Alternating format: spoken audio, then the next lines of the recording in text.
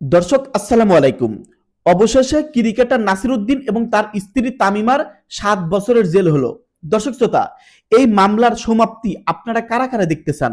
এই মামলা নিয়ে আপনারা কারা কারা বিরক্ত?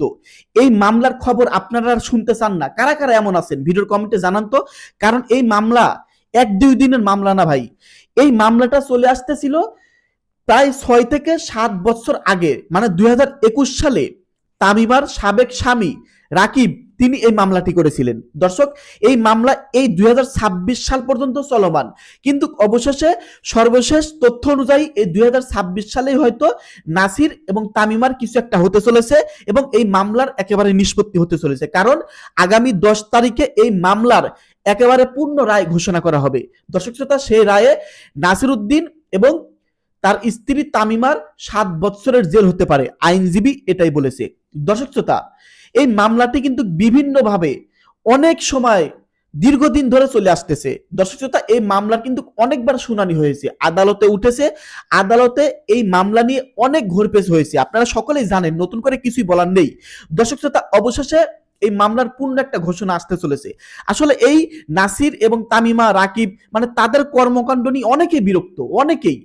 এত দিন ধরে এই ভেজালটা চলতেছে, কোনো সমাধান হচ্ছে না, কোনো সমাধান হচ্ছে না। বলতে পারেন 3টা সরকার গেছে, 3টা সরকার আমল চলতেছে তাদের এই মামলা। যাই হোক দর্শক, তারপরেও মামলার কোনো নিষ্পত্তি হচ্ছে না। অবশেষে আমরা আশা করতেছি যে আগামী 10 তারিখে তাদের একটা সমাধান আসবে। দর্শক, নাসির এবং তামিমার আইনজীবী বলতেছে যে এই রায় যদি এটা ঘোষণা করা হয়, এটা সম্পূর্ণ বেআইনি হবে। কারণ তারা বৈধ উপায়ে বিবাহ করেছিল, নাসির উদ্দিনের বৈধ স্ত্রী তামিমা।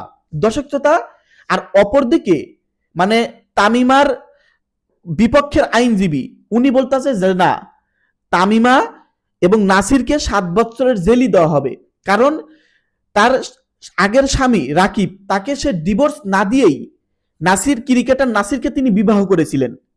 এর বিরুদ্ধে কিন্তু তাদের বিবাহের কিন্তু 7 দিন পরেই তামিমার আগের স্বামী এই দুইজনের নামে মামলা করে যে আমাকে ডিভোর্স না দিয়েই তারা দুইজন বিবাহ করেছে। এইভাবে মামলা করে রাকিব হোসেন। আর এইদিকে ক্রিকেটার নাসির এবং তামিমা তারা দাবি করে না, এটা সম্পূর্ণ মিথ্যা মামলা।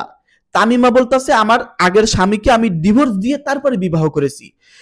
তার আইনজীবী বলতেছে যে আমাদের কাছে সকল কাগজপত্র আছে, রাকিব হোসেনকে ডিভোর্স দেওয়ার পরেই ক্রিকেটার নাসিরকে বিবাহ করেছিলেন তামিমা, আমাদের কাছে সকল ডকুমেন্ট আছে।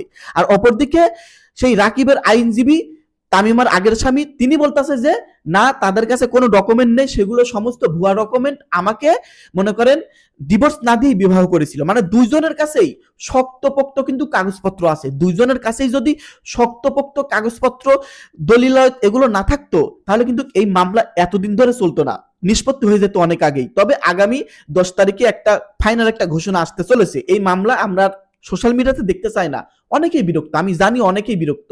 যাই হোক দর্শক, নাসির এবং তামিমার যদি 7 বছরের জেল হয়, আপনারা কি খুশি হবেন, নাকি তারা নির্দোষ প্রমাণিত হলে আপনারা খুশি হবেন? ভিডিওর কমেন্টে অবশ্যই লিখে জানিয়ে দিন। ধন্যবাদ।